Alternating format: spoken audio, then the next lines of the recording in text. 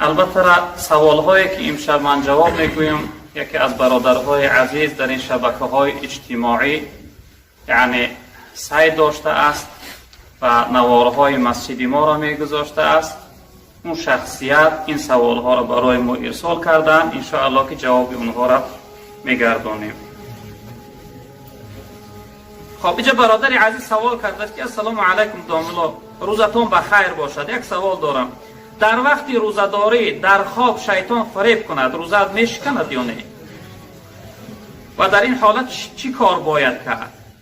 اکنون برادر عزیز انسان هایی که یعنی بعد از صبح بعد از بامداد چون خواب میکنن یا که روز خسته خواب میکنن، وقتی احتلامی شامایه را شیطان بزنه روزه اونها فاسد نمیشه، روزشان نمیشکنه، خسته غسل میکنه، دهن و بینی را آهسته میشوند، فقط غرغره نمیکنه.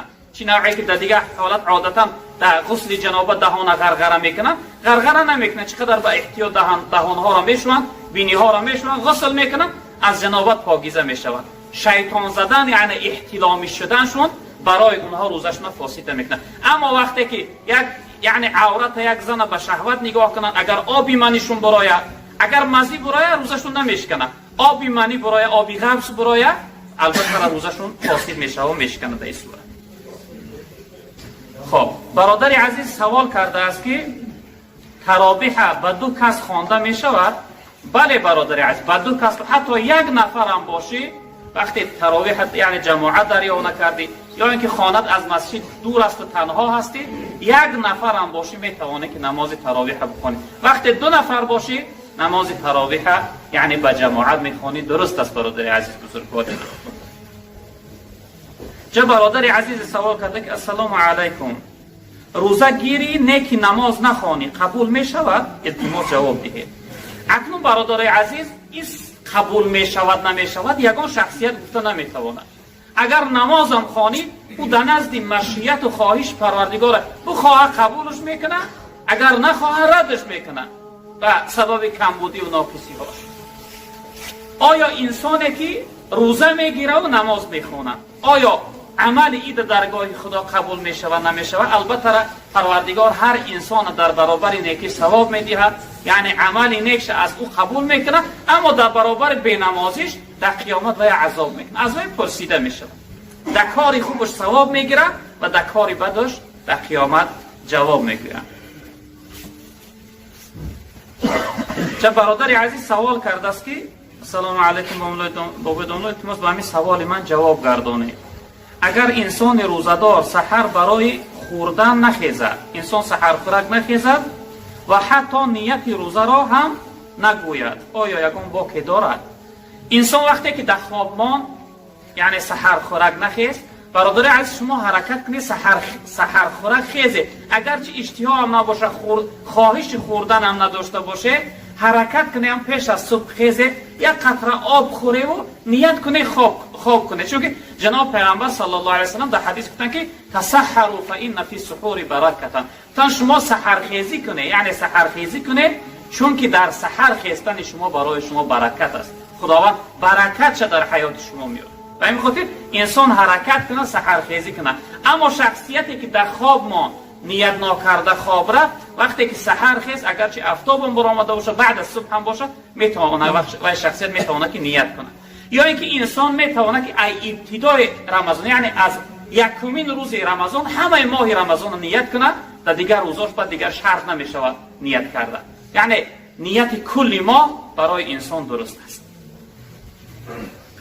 خب برادر عزیز سوال کرده که میگویند در ماه شریف رمضان همه جن و شیطان ها و زنجیر بسته میشوند، اما آدمان برای چی گناه میکنند؟ همین را میفهمونده. اکنون برادران عزیز حدیث جناب پیامبر است البته که در دوام رمضان شیطان ها را پروردگار زنجیر بند میکنه. البته شیطان انسان هایی که اونها بنده های اطاعتگر هستند، بنده های روزگیری واقعی و حقیقی هستند، شیطان اونها را فریب نمیکنه، اونها را ضرر نمیرسونه.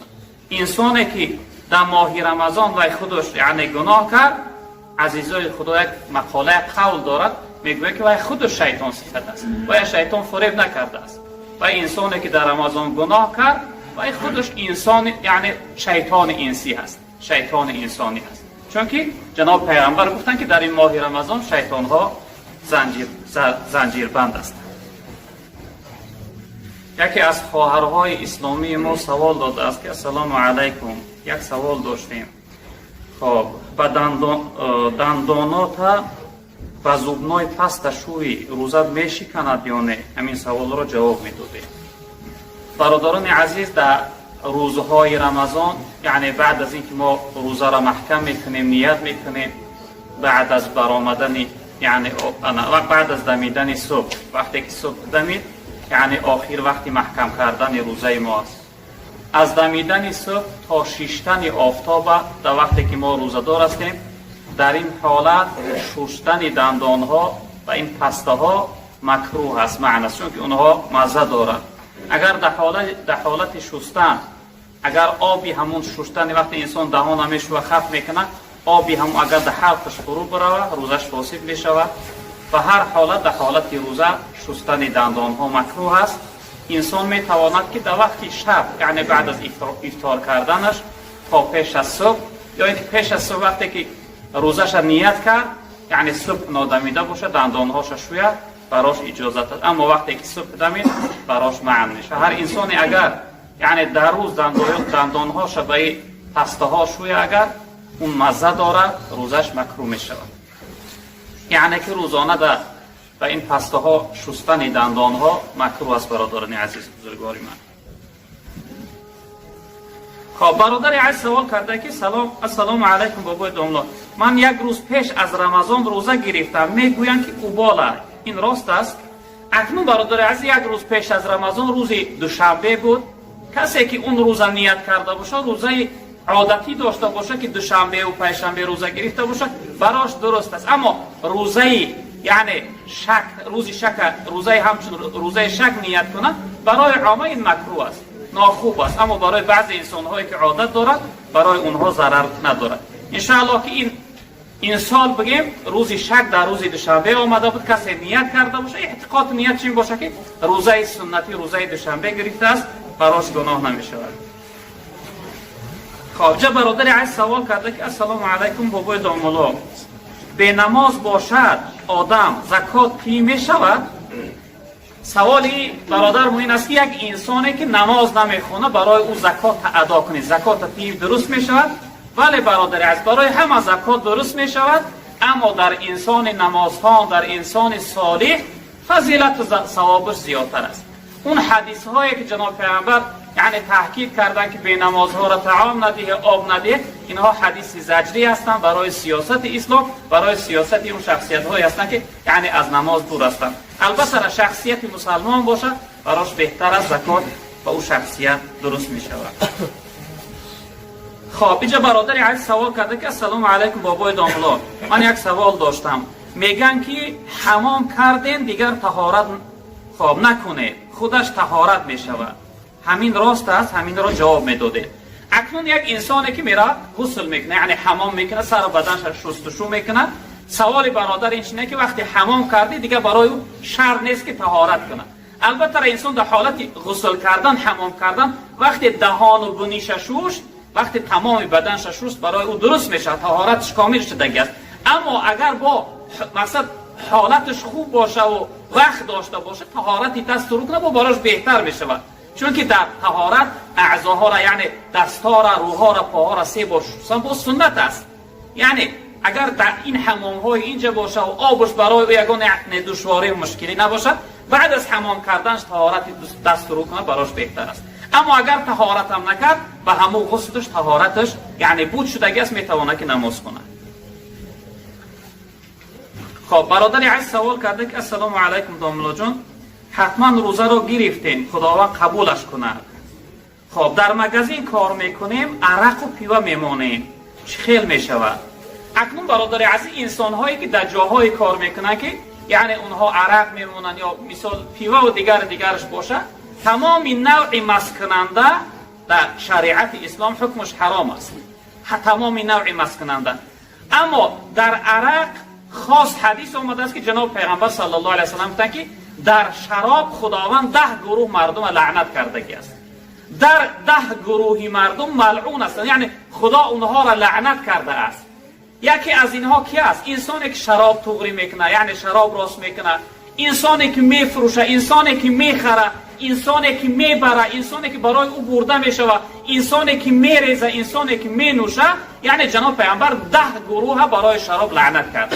سوال برادر این است که ما در مغازین ها کار میکنیم، کار اینها بوده است که هم یعنی ویترین نمیگن چشون میکنه همونا را از عرق شراب پر کردن. البته این کار در شریعت معنی است حرام و نادرست است. بهترش که شما برادر عزیز دیگر جای کار یافته کار کنید، چون که این عمل شما یعنی در همونجا گذاشتن در یکی از همین 10 یعنی گروهی که پیغمبر گفتن این داخل میشه.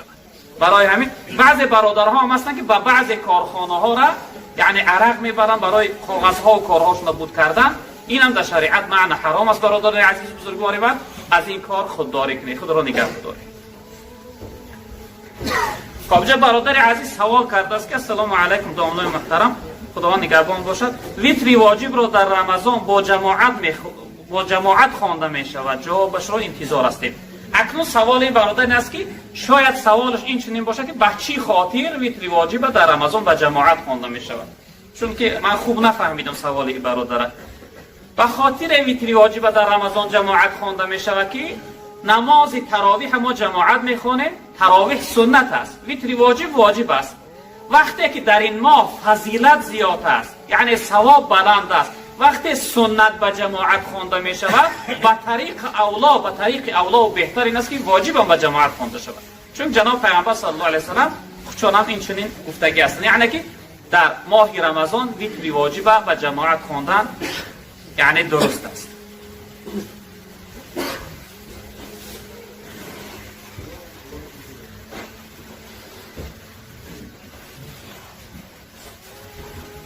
چه برادری از سوال کرده السلام علیکم دامنای محترم، از شما یک چیز رو پرسید. خب وقتی که من روزه میگیرم در دوام روز از بینی من خون می آید، آیا روزه من میشکند یا نه؟ نه برادری عزیز، وقتی از بینی یا از یگان اعضای انسان وقتی خون بیرون شود و برآمدن خون یعنی روزه وی نمیشکند.